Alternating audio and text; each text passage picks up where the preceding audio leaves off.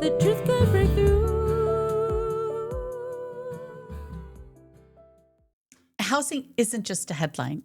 It's pressured, it's complex, and it is the underpinning of most things in society.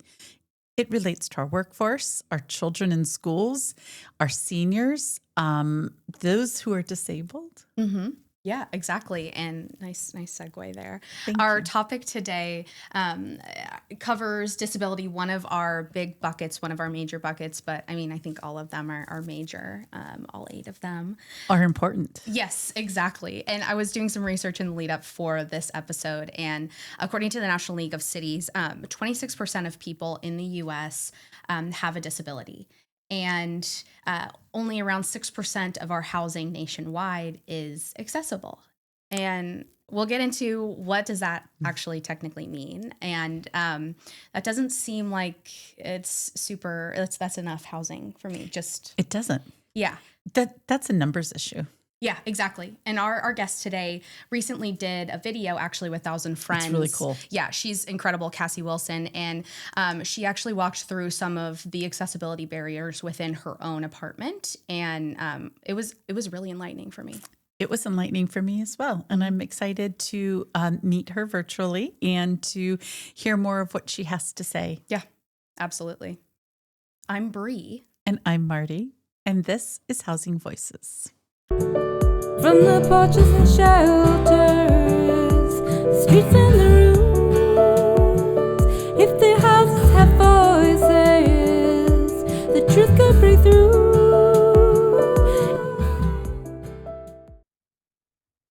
Hi, welcome back. I'm Bree. And I'm Marty. And today we have the honor and privilege of speaking with Cassie Wilson. Hi, Welcome. Cassie. Thanks for having me. Thanks for being here.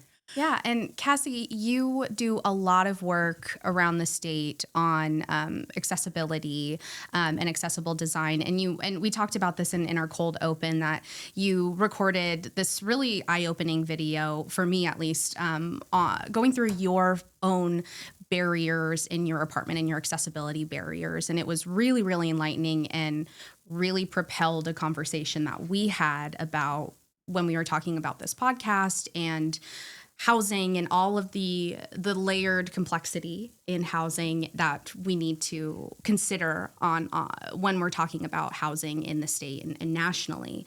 And I would love to hear from you about that video for folks that haven't seen it, and we will also link it in the description for this as well. But I'd love to hear from you about that video and how that came to be.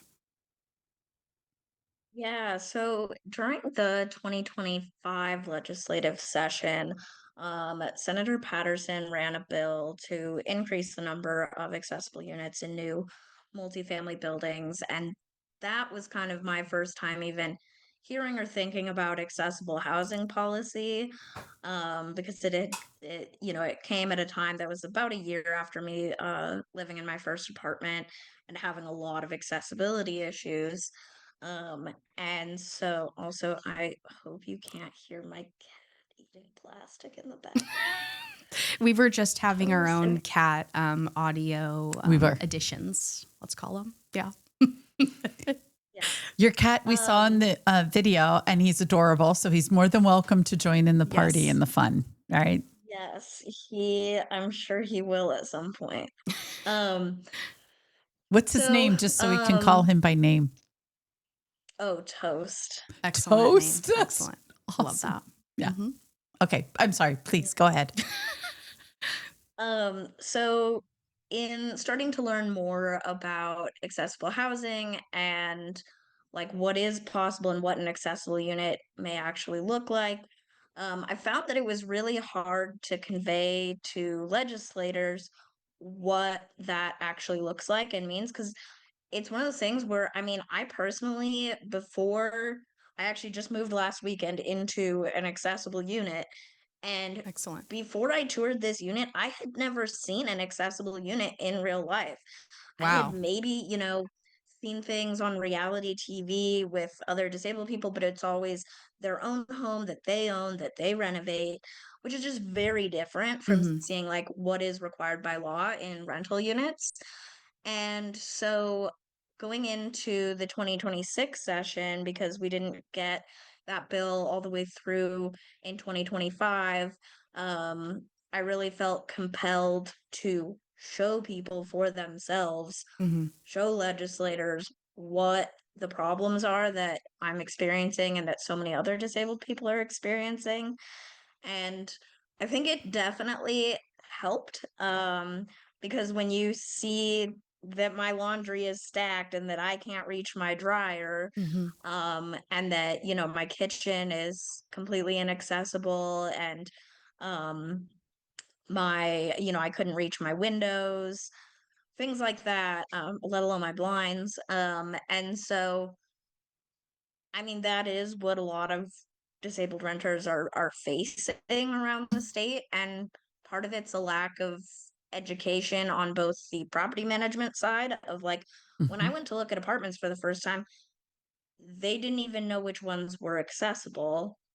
And then, Yikes. but then on the tenant side, like, I had no idea what to look for, because I had never heard about what an accessible apartment would look like. And so, in terms of the difference between my old apartment and this one, yeah, my old apartment, yeah, like I said, all the appliances and stuff were really inaccessible, too tall. But it's funny because when I started sending my friends pictures when I decided to move into this apartment, which is an accessible apartment, um, really the only thing that most of them noticed in the pictures was just that my laundry is side by side. But, like, I think that actually speaks really positively to how accessibility, like, isn't even noticed necessarily by people who don't need it. Like, it's not something that's in their way. People, it took people a while to even notice that it's like half my kitchen counters are lower, and my fridge and freezer are side by side, and all of my windows and blinds I can reach. And there's not even a built-in microwave here. They're ordering me a countertop one because I'm guessing that no disabled person has, I guess, lived in this unit before me. So they didn't already Interesting. have one, but um yeah, so it was just like one of those things that was interesting, because it was also like, I feel like using my lived experience to counter what we hear for the talking points against building more accessible housing. And yeah, it's just been a very interesting thing to, like, learn about policy through my lived experience. Which I love as somebody who used to work for a legislator.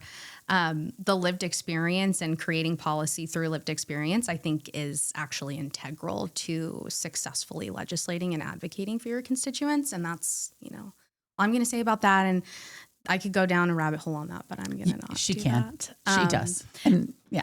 And I would love, you brought this up oh, you have a question. I do. I wanted to take a step back for a second, Cassie. Would you just tell us a little bit about yourself? Kind of give us an introduction, and your background would be really fantastic. That's a good idea. Thank you. Yeah, so I was born and raised in Oregon. I currently work as the legislative manager at 1000 Friends of Oregon. So we're a land use advocacy nonprofit that was created to be a watchdog for the state's land use planning program, just a little over 50 years ago now. And yeah, I mean, being born with a disability, you know, accessibility advocacy has just been an inherent part of my life. It started out as advocating for accessibility in the schools that I grew up in, and then when I started to pre 2020, I was really into going to concerts and, like, was really interested in working in the music industry. Um, but realized that, God, Toast is being sorry. He's literally trying to open the drawer that his food bag is in. He's smart. And it is, I'm like, I would put him somewhere, but there's nowhere to put him. Ugh.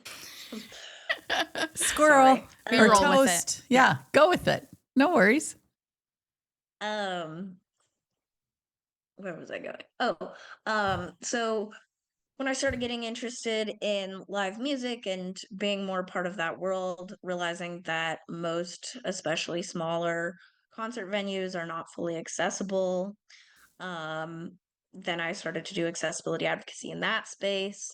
And then during the 2020, and here's Toast. Hi, during Toast. the during the 2020 wildfires, that was my first time being in an evacuation zone. I was still living at my parents' house in Boring, and Oh yeah. I had always kind of been aware of climate change and stuff, but I was like, yeah, the effects are like down the road. And then, um, thank you, Toast. I love that. I'm like, censor that. Uh, sorry, he's so distracting. I feel the Let's see. pain. So yeah, so the 2020 wildfires really made me start thinking more about climate, and then specifically my experience as a disabled person in an evacuation zone and feeling like there was just really no like demographic specific guidance for navigating that situation and navigating natural disasters. And I just had become very aware of the statistics of disabled people left behind in natural disasters, and so started getting more involved in climate advocacy, and then that specifically led to me getting more involved in transportation and land use advocacy, because transportation is one of our biggest sources, or is our biggest source of greenhouse gas emissions. And I had never really thought about my experience with the transportation system as a disabled person, and especially growing up in a rural area. Like, I didn't have any option but Mm-hmm. to drive or be driven everywhere. Um, and so starting to think more about that and what was possible. Um, and then transportation and land use intersect with basically everything. Mm-hmm. And so it's been fun that, like, as I am quite literally navigating and learning life stuff, like getting my first apartment, um, I am like simultaneously learning the policy side of it, which, I mean, I love bringing like real time experience to legislators, and literally being like, this literally just happened like right Mm-hmm. now. And I think I feel like it makes it so much more real, because I think something that's maybe a little bit different about me and some of my colleagues is that it's like, I feel like traditionally lobbyists are kind of seen as being like really far removed from the Mm-hmm. problem. You're just there to get paid and speak on behalf of other people. And it's like a lot of me and my colleagues are like living the things that we are fighting.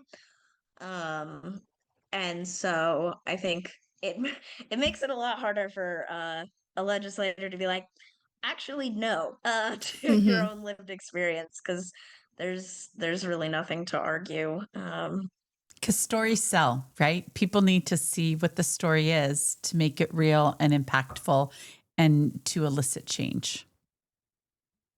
Yeah.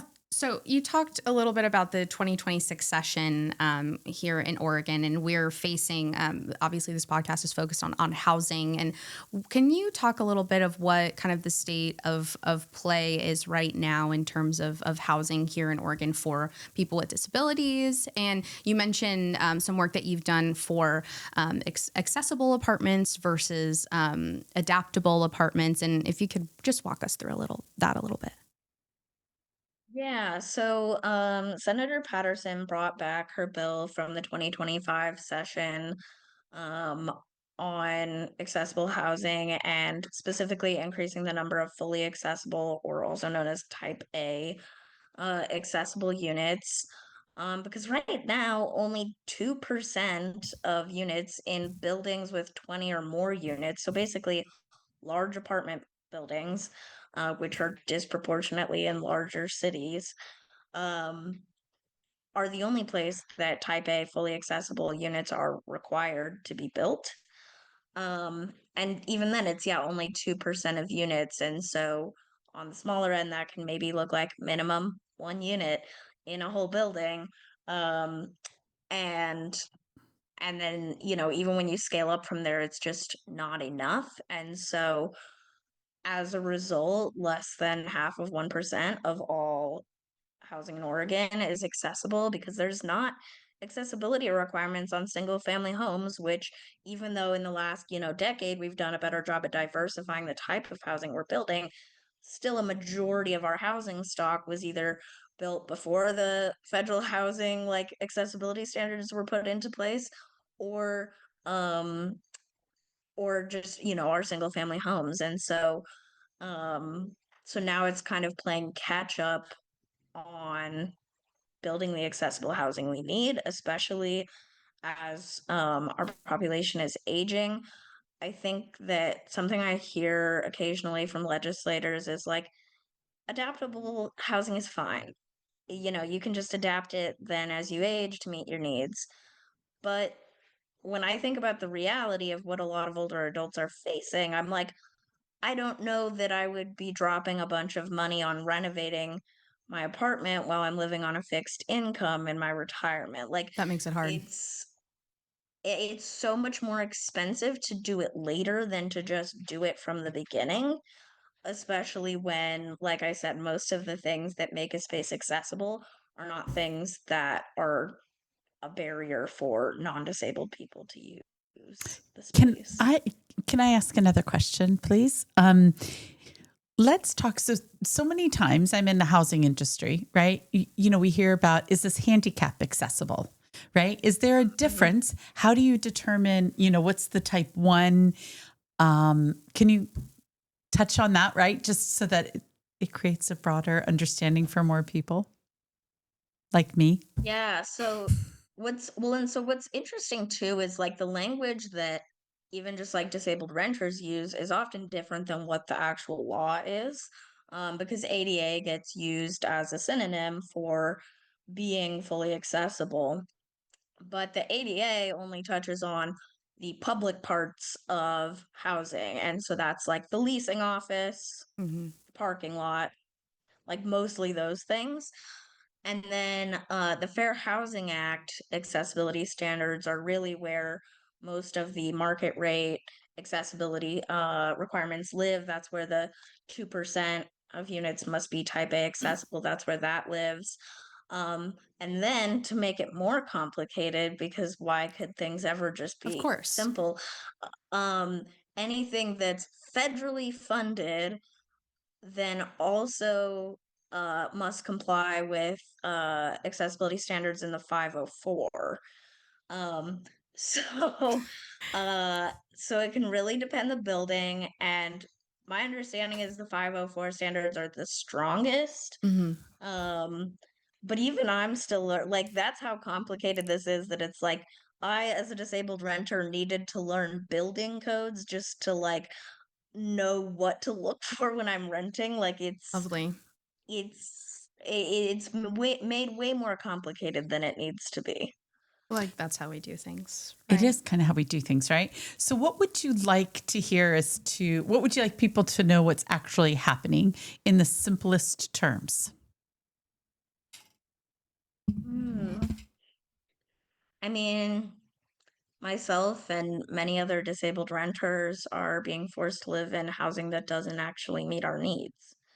We are paying the price just to be able to get inside, but then not able to fully utilize that Mm-hmm. space. And often, even just getting inside, like I said, because our housing stock is older, you're tending to end up in a newer building just to have an accessible entrance and wider doorways, which all of the adaptable units have, and most people probably don't even necessarily notice. Um, but so it's like, I'm paying like central city prices just to get inside. Um, Whereas, like, my neighbors that had identical units to me but weren't disabled could fully utilize their space, but I could not do the same in mine. Would you say that the cost of disabled housing on a square foot basis, right, is higher than the cost of non disabled housing? Because we've heard that complaints from some developers and builders that it's too expensive or it just increases the cost per square foot and it doesn't pencil out. Hmm. Yeah, so when it comes to the actual numbers, the main difference that makes the cost of an accessible unit more is just that it requires more space. Because there needs to be enough space to have turning radii Mm-hmm. and like clearance in every space. And so that's the main thing. But even then, like the city of Portland is working on some model code stuff that they're finding that on average, an accessible unit is maybe only 2.5% more in cost than a regular unit.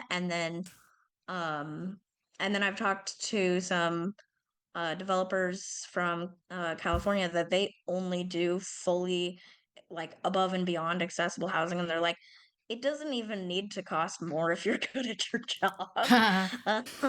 And so I thought Shade. that was really interesting too, because there's definitely some examples around the country and locally of fully accessible housing developments. And it's like, well, somehow they found a way to make it pencils. So I think too, sometimes I wonder, I'm like, if we were doing it more, if it had been required from the start, like, would we still be hearing these things? Because the other thing that I learned way too late into like my advocacy on this is that the 2% requirement rate was set when disabled people were still institutionalized. Yeah, that's And what so I it's like wrote. we Yeah. weren't living in community. And so it's like, of course, like at the time, it maybe seemed like an appropriate amount to build, but it's like, it's not now. And now we're massively behind as a result. How behind do you think we are? Sorry, can you say that again? Toast How made too much behind do you noise. think we are as far as need? Great question. I Did you hear that? don't have the statistics super memorized, but I mean, like, I mean, both nationally and locally, about a quarter of the population Mm-hmm. is considered disabled. Obviously, only that then divides up into like mobility disabilities, sensory, like Mm-hmm. the whole spectrum of needs, which can look different in a housing situation. And I think most of the time when we're talking about costs and like the feasibility of building it, it's usually more to do with mobility, accessibility needs. Um, but I mean, right now there's only, I believe it's like there's one accessible unit for every like 66 Oregonians who need one. Jeez, that's Um, Horrific. and yeah. there's some other data out there on just like folks who live oh my, I'm so sorry, I need to toast. He opened a drawer, pulled his food bag out, and now is trying to eat through the food bag. So sorry. No, He's orange. yeah. Mm-hmm. Toast. Orange cat And you were activities. Is that a normal orange cat thing? Yeah. Okay. I think they say that orange cats all share the same brain cell. Oh my gosh, I've never heard that.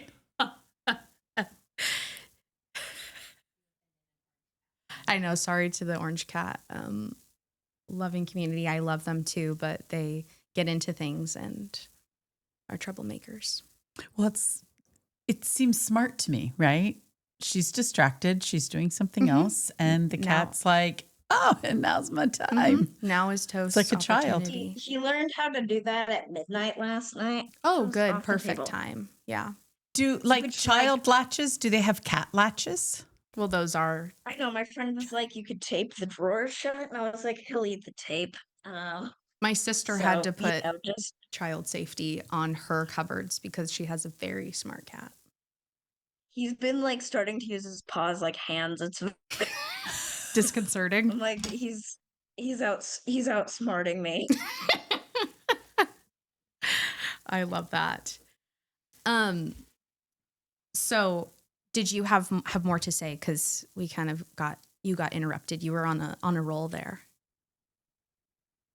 How about if we Okay. give her another Yeah. question and we come back? Yeah, and we were talking a little bit before we were so interrupted by Toast's activities about how there is one accessible unit for every 66 Oregonians with a disability. And I also have to think that that number is just also going to increase as folks age, because I think folks are non-disabled until they are. Right? We all will have some type of disability, whether accepted, societally accepted or not, and how we need to do more. Do you think, as the state of Oregon is really going full throttle, ideally, in creating housing here in Oregon, do you think that we need to do a better job in addressing? Because a lot of what you've talked about is for renters, but as far as like market rate and home ownership, do you think that more needs to be done by the state to address this problem? Absolutely, because something I've really appreciated on, I mean, the land use and even just housing affordability side of things over the past decade has been the push towards re-legalizing middle housing and giving people housing choice. And like right now for disabled people, like our only choice is either to rent in a large multifamily building or to be able to buy a home and renovate it ourselves. And it's like the disparity, like the gap between those options is huge. And then not to mention that there's so many disabled people who can't even afford to get into buildings that Mm-hmm. have the accessible units, and so then just are stuck in inadequate housing situations. I have colleagues who have um slightly different disabilities than me and have been basically forced to like crawl into their bathroom because there's no other way Gosh. to get in.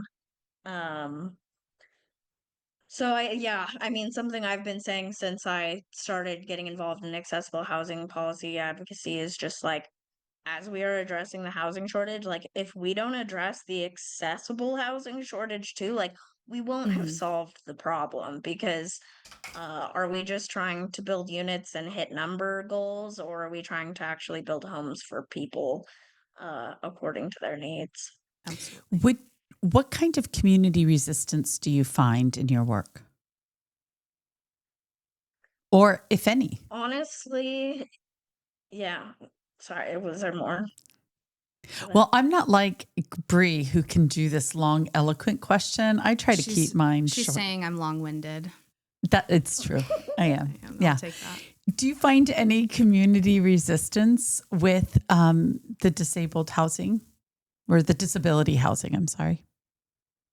Yeah, so I mean, mostly it has come from the developers, specifically the for-profit developers, because affordable housing providers are like, yeah, we're already building more than is required because our waiting lists are so long. Because they're forced to keep the data, they have a list that shows the need. Um, Unfortunately, the talking points we hear from market rate developers is uh, they're uh, it's it feels like the people experiencing the problem are held to a different standard in our Mm, advocacy than the developers. Um, we provide data and everyone says that's not good enough. Show us the real data. But then it's like, okay, well, why aren't property managers keeping data on this yeah. if they think it is so different from the reality that we are expressing? And so I think, yeah, I Because mean, the it's not most common required. things we hear are just like that accessible units sit empty, that non-disabled people don't want to live in them, Mm, that yeah, that they're way too expensive to build, which I'm also like, eh, as if my rent isn't more because yeah. my space is bigger. Like I'm like, so it's stuff like that where I'm like, it's very interesting. And like in my experience, because like the first time I rented, like when I rented my first apartment, because I had no idea what I really wanted or needed aside from moving out of my parents' house, like I was just like, sure, let's just go with the first place. The first place seemed fine. I was like, sure, let's just do it. And so this time I started to do a much more robust search. And through that process, it was fascinating and frustrating how my entire experience of looking for an accessible apartment was just debunking every oppositional talking point that I had heard throughout session. Because yeah, I was told that non-disabled people wanted this accessible unit and that I needed to act fast if I was going to have a chance at getting it. And then also just so many buildings just didn't have accessible units available. And so this idea that they're sitting empty, I'm like, where?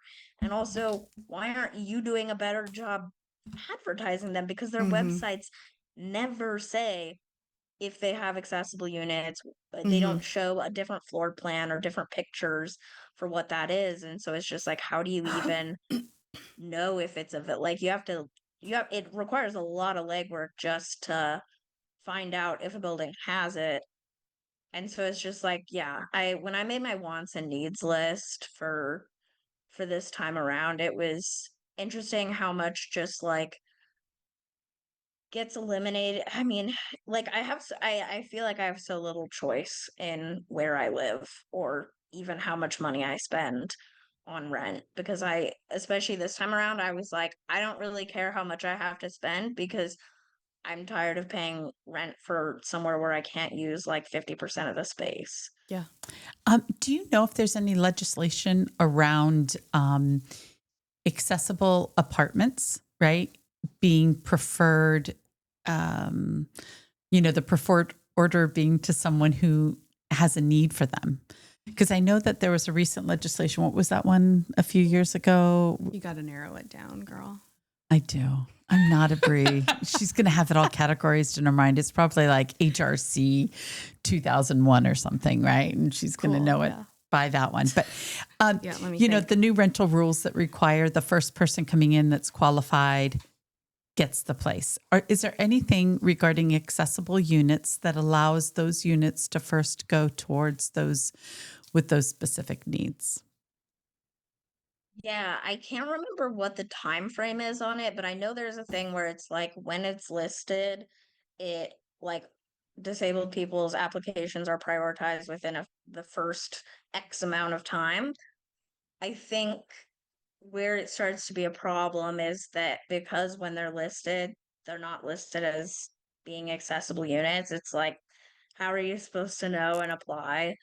Um, and then I mean, in my case, I started my search early because my lease on my old place isn't up until May.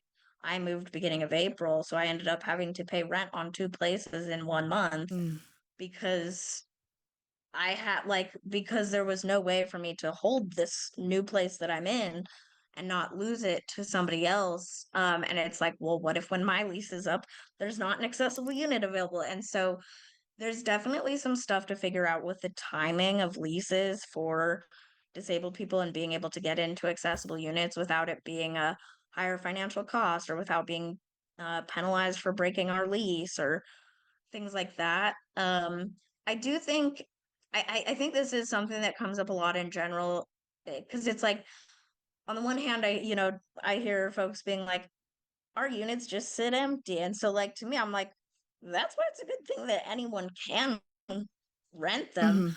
But then on the other hand, it's like, yeah, there's a serious issue with matching disabled people to accessible apartments. But I think too, it's like something I run into a lot, both in the housing world and in other accessibility intersections, is just this idea of like basically universal design versus like just treating it as like an othering.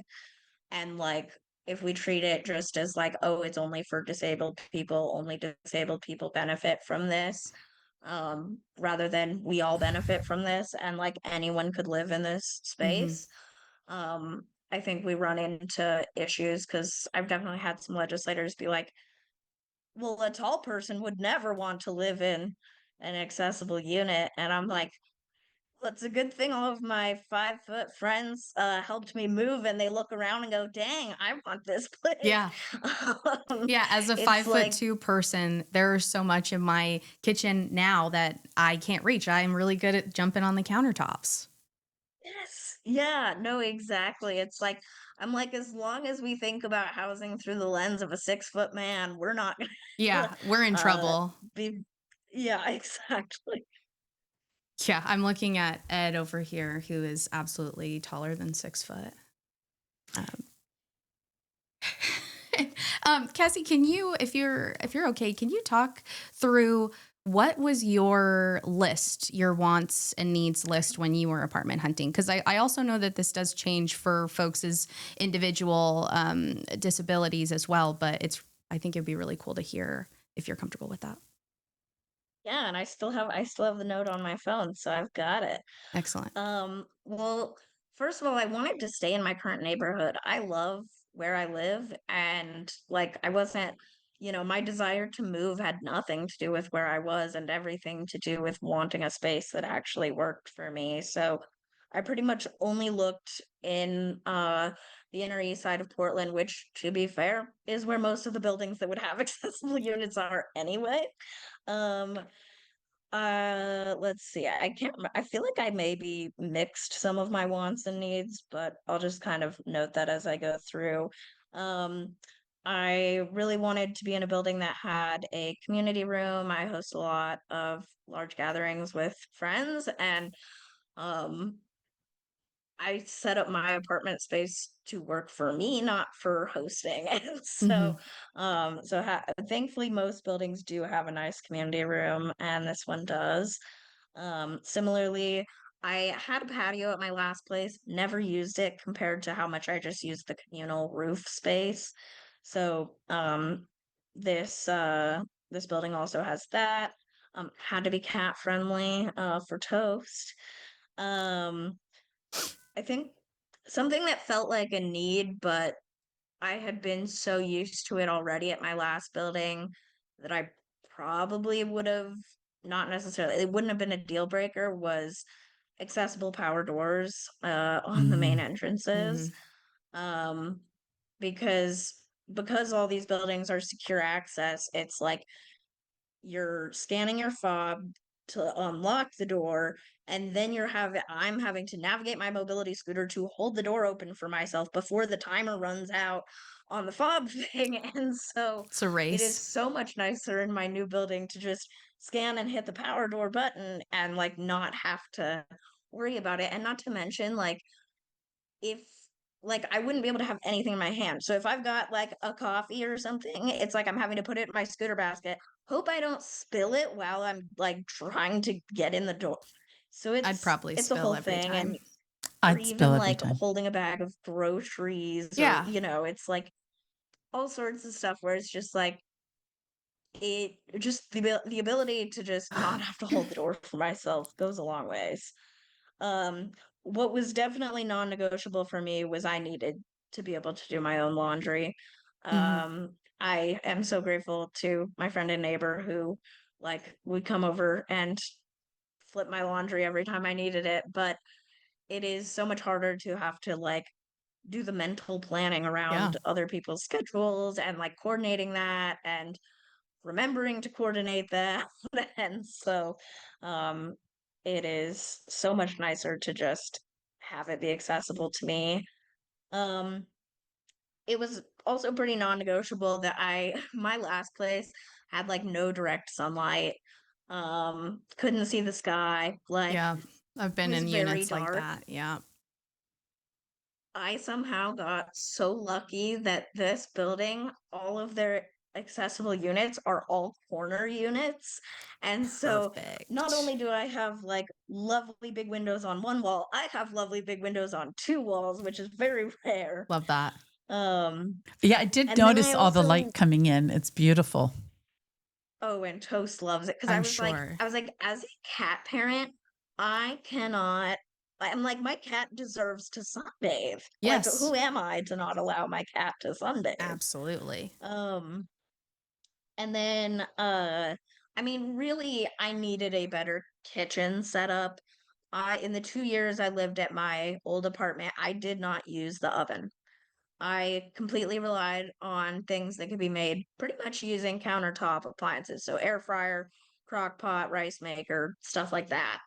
Um, and so and I hardly used the stove because the stove controls for my oven were at the back. And so now living somewhere that it's like, yeah, all the stuff's at the front, like I just already know that it is going to feel so much safer to use it.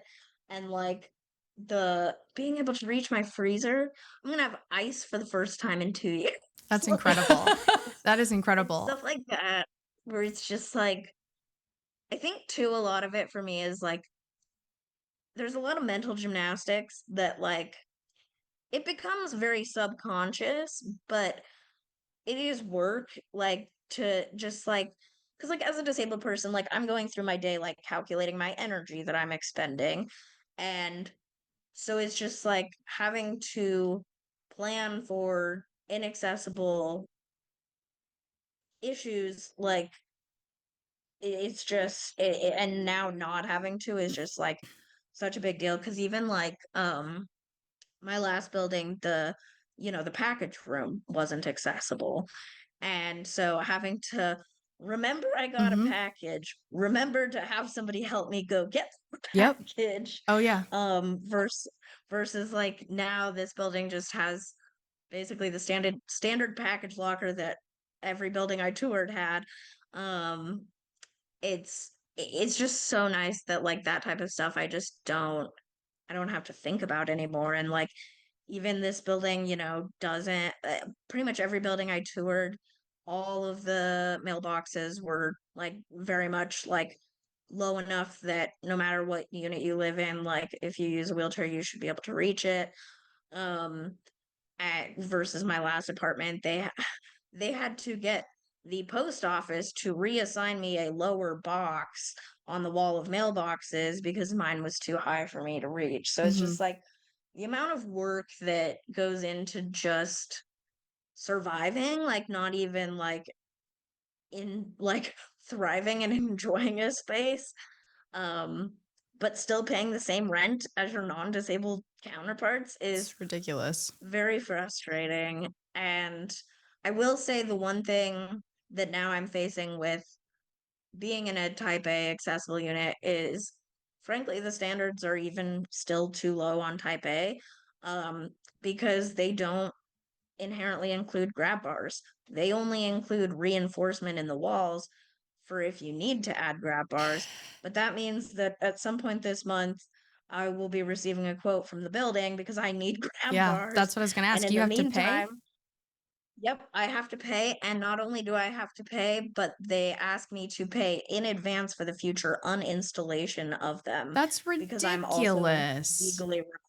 I'm legally on the hook for that. That actually pisses me off. I'm not gonna lie to you. Right, because it's taking away the option for the next person coming in is now going to have to do the same additional I know because charges.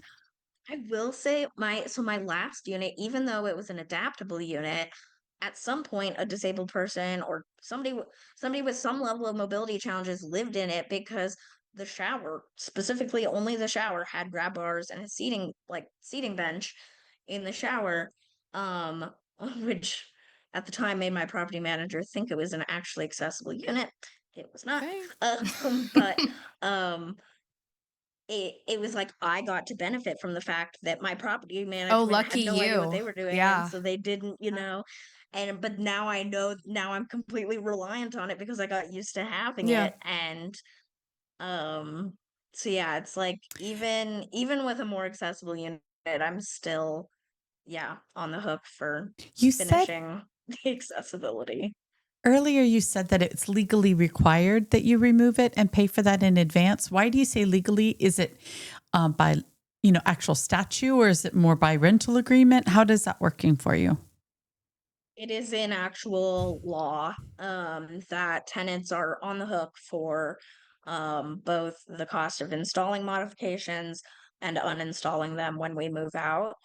Obviously, a landlord could totally choose to be like, no, just leave it, it's fine. Mhm. Like, because as you were saying, Brie, like it's like who's gonna be bothered by the presence of grab bars?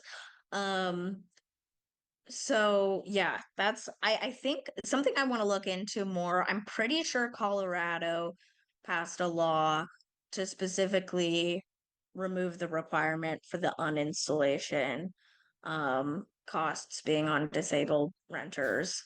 Well, it seems like I think it probably may, as it stands, like when I was renting apartments, like, can I paint or can I not paint? Right. And if you do paint, then you have to paint it back to the original color. And it probably, any accessibility modifications probably then fall under that. But I think it is a relatively easy thing to do to just say, hey, if this is a mobility or accessibility modification, then this, and it is in an accessible unit or an adaptable unit, that that should be some type of carve out, or that's an easy fix to make.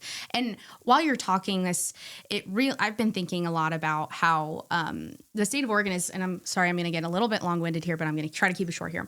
How the state of Oregon is moving a lot of money into the creation of housing, and how those are our taxpayer dollars that also people with disabilities are also paying into. That is their money too. And then we are not putting any requirements on the creation of this housing to make more accessible units or a fully adaptable or however much. And I feel very strongly that if you are a person with a disability, and this goes, I think, multiple different applications here, but if it's your taxpayer dollars that are being used to fund the creation of this housing, that then you have to pay extra money to make that housing then adaptable, just so that you can live the same bare minimum life as everybody else. That's personally very galling to me.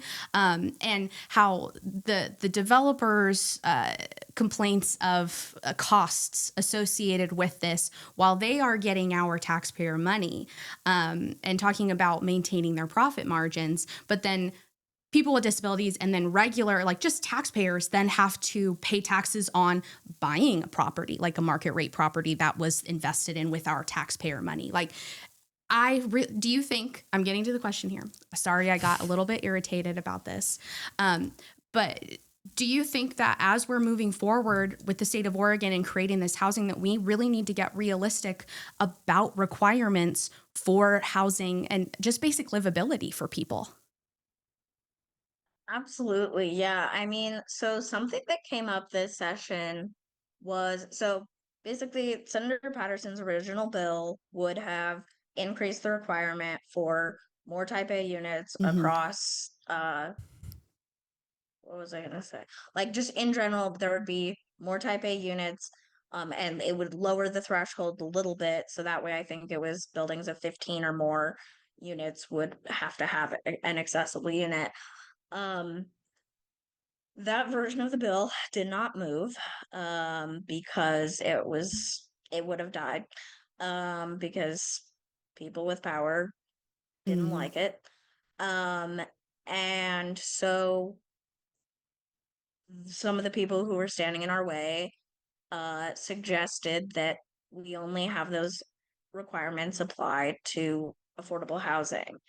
And Okay. we all refused because we were Yeah. like, if we do that, you will never come back and require it for market rate housing. Yep. And also, why are we continually asking just the affordable housing developers to carry the weight of the entire housing crisis? Like, Mm-hmm. it's like you want to talk about making things pencil. Like, Yep. they're the ones who need help. Like, Well, and there's so also the yeah, assumption that that people who are disabled would only live in affordable housing, or that's all they could afford. Yeah. yes. And Good that point. assumption is fundamentally, Flawed. I mean, that doesn't even cover it, Yeah. Mhm. right? Yep.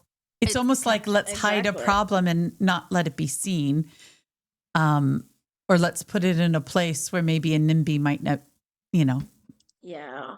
Yeah, no, absolutely. And I think too, it's just like, I mean, whether it's housing or any other accessibility issue I've experienced, it's like most people I meet don't understand it or don't like hadn't thought about it until they meet someone or they know someone Mm-hmm. or they themselves are affected by the accessibility issue. And so I think part of it too is the current state of our housing and transportation system is that a lot of disabled people are socially isolated. Yeah. Mhm. And so it's just like I feel extremely lucky to be somebody who is so civically engaged and like very in community because I end up being that person for a lot of Yeah. people.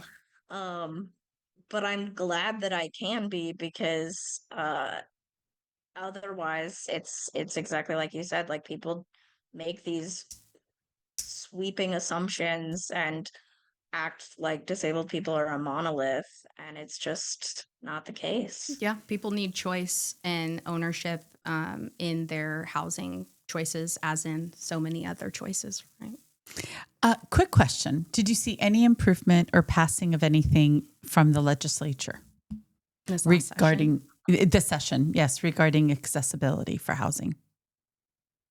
Yeah, so the version of the bill that did pass was massively watered down, but it does still make some impact, which is that there were some weird loopholes where certain state and federally funded projects weren't held to a high enough accessibility standard, or they all had like different standards. So fixed that, and then also, which would have, I think, one of my colleagues went back and like did the math on projects from over the last several years and they were like, oh, like hundreds more accessible units would have been built if this had been the case. So we know it will definitely still make a difference. And then there's also a really weird thing in state building code where the Fair Housing Act accessibility standards are treated as the ceiling instead of the floor for accessibility. And cities just get really nervous to like piss off the state building codes people, I guess. And so it's like if a city wanted to be like, we want higher standards for accessibility, they currently felt like they couldn't necessarily do that because of how it was worded. So we basically just put a thing in there that's like, actually, like you can do more. So If you had full authority over this specific topic, what would you do? Get a magic wand. yeah. I love the magic I'm wand like, question. I I'm always like steal the it. bar is so low right now that I'm like I don't even know that I've even ever thought about like in a dream world what I would do. Um wow. I mean, one of the things I think about in this new building that I'm in is that there are some ground floor units, which is not as common because usually the ground floor is retail or parking or Mm-hmm. whatever, and none of them are the accessible units. So I'm like, first of all, that's ridiculous. Yeah. Um, so definitely like more ground floor, fully accessible units. I mean, for the most part, like my type A unit, as a, person with a mobility related disability, like it is meeting my needs. It is truly only the grab bar situation that's not. And honestly, now that I'm dealing with the grab bar situation, I'm like, I think type A should also just have like roll-in showers. Some Yeah. of when there's multiple type A units, I think like one of them has to have it and one of them, which I'm like, that's fair because maybe some people, I mean, I have plenty of disabled friends who are like, I'd love to just soak in the bath. Yeah. And so Sure. it's like, go for it. But I think we definitely need more just like straight up roll in, walk in Yeah. showers. Cause I Absolutely. think too, it's like, I feel like bathrooms are one of the most, like when we talk about aging in place, like that's one of the first things Yep. that like where people actually see them. It's like showers are, it's just dangerous. It is a Yeah. safety issue. Could Um, could but I I ask a mean, really, favor, like, Cassie? oh yeah. I would love to see the difference in what you posted before in the video of where you were living versus now where you're living and what the differences are so that those of us who don't have a disability, a mobile disability, because we have other ones, that we can kind of see and learn from, your eyes, the improvements that were made. We would love to also include that in the notes of the podcast. Right? I was gonna say I'm very happy to report that my coworker's coming over in a week and we are Yeah. filming it. So, Perfect. Oh, and I that's think awesome. too, I mean, I had a bunch of my friends go with me when I was touring apartments and I was like, have them film so I can remember stuff. And I'm like, yeah, no, we're totally putting that in another video to talk about like what the search process was like. I think we'll eventually have a video about the grab bar situation and like what modifications are like. Because at my last place, even though I didn't request any modifications that would be out of my own pocket, even basic accommodations, which are no cost to anyone, um, were hard for them to meet. And so, there's a lot more to explore on like even just my own lived experience and being able to share that. And then I've been teaching more of my colleagues about it as well. And so we are planning an accessible housing webinar to teach more housing advocates and developers and people involved in this space that just about the issues, the current laws, and the direction we need to go. And where can all of that good stuff, where can folks who are interested in all of that and supporting your work, where can they go to check that out? Yeah, I would say go to friends.org. That's Thousand Friends website. I feel very lucky to have the coolest email in the world Oh, as yeah. a result. But yeah, friends.org is the best place. I'm personally not as active on social media as I once was, so I mostly am resharing Mm-hmm. stuff from them when I am. So, and yeah, they're on Instagram, LinkedIn. I think those are the main places. Probably Facebook. So I'm like, who knows where? I'm like, the social media landscape is changing too often. Yes. Really quickly, we're going to give you a minute to answer this one. What would you like our leaders to know differently? I mean, I guess for me, I would just want our leaders to actually listen to the experiences of disabled people and prioritize our needs over profit margins for housing developers. Fair. Whatever path it takes to get there. And what is your one realistic next step? Next step, I mean, we're going to be reconvening the group of us who were working on the previous legislation to figure out what we are going to bring next year, because Senator Patterson is very committed to like continuing Good. to push on this issue. And then something else you can expect to see next legislative session is legislation on elevator reform to make it easier to build elevators in smaller buildings, because North America has some of the highest elevator costs in the world. Oh, wow. Okay. Wow. Additionally, one thing, just a quick note as well. When I moved into my apartment building in Portland, I was horrified to find out that also for emergency evacuations, what you had mentioned previously, that buildings aren't required to have a mobility device for folks who have mobility challenges to get downstairs quickly when the elevators are shut down. And so if folks don't have supports, they're just stuck there if their building's on fire. Oh my Yeah. goodness. Yeah. One of my friends lives in a building where just like the fire alarm gets triggered a lot, or like there hasn't been an actual like building wide emergency. But every time she just has to call the fire department and be like, hey, I'm here. Mm-hmm. Come get me if I actually need to get out. It's And it's like crazy. really not ideal. No, It's no. I will say as a cat parent, I worry the least about myself and the most about who's getting the cat. Yeah. You got to look Relatable. out for So toast. Mm-hmm. I know, yeah. So it's just like that's why I'm like, we gotta have more ground floor accessible Yeah. units. Well, a lot of these changes, as we've talked over the last hour, feel like a lot of easier changes. They feel like very low hanging fruit in a lot of ways. Like, very simple to have that device for stair evacuation. Right? That's feels easy to me. What I can the think a lot of people excess. Oh, sorry. I'm sorry. We like to end the podcast with some action item that our listeners can do, right? And so, what would that action item be? I think asking either your local city county level leaders or your state representatives and senators to support uh, increased accessible housing.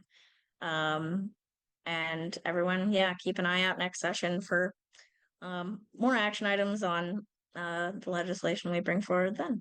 Excellent. And they can call their legislators to support those pieces of legislation that come out.